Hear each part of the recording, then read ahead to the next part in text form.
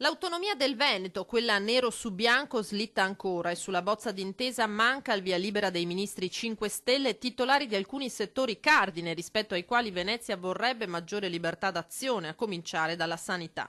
Sotto l'albero la Lega e i cittadini non troveranno dunque l'attesa firma del Premier Conte. Dal Carroccio si cerca di guardare più o meno forzatamente il bicchiere mezzo pieno. Il 15 febbraio, data in cui il Presidente del Consiglio dovrebbe sottoscrivere l'accordo, non è così lontana e il governatore Zaia risponde in questo modo quando gli si chiede se il Veneto non sia di fronte all'ennesima presa in giro. Ma decisamente no, visto e considerato che per la prima volta nella storia entra in Consiglio dei Ministri il tema dell'autonomia e viene trattato e soprattutto c'è una presa di posizione, una dichiarazione del Presidente del Consiglio che dice il 15 febbraio, io entro il 15 febbraio firmerò il provvedimento, per cui sarà sufficiente farci un cerchietto sul 15 febbraio nel calendario e controllare quando arriverà.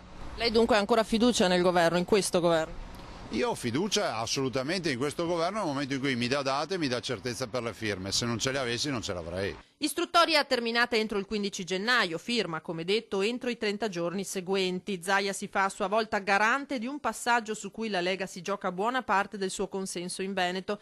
D'altro canto dice se in Parlamento dovesse mancare la maggioranza sull'autonomia le conseguenze politiche sarebbero immediate. Io dico che la Costituzione è chiara, firma dell'intesa tra Regione e Governo, la singola Regione, dopodiché va alle Camere e deve essere approvato a maggioranza assoluta. Immagino che se non passasse un provvedimento del genere qualche problema la maggioranza ce l'avrebbe. Ma con una manovra finanziaria che scontenta le categorie economiche e un'autonomia continuamente rinviata, anche tra i cittadini c'è il rischio che cali la fiducia. Io penso che il tempo dovrà essere galantuomo e sarà galantuomo.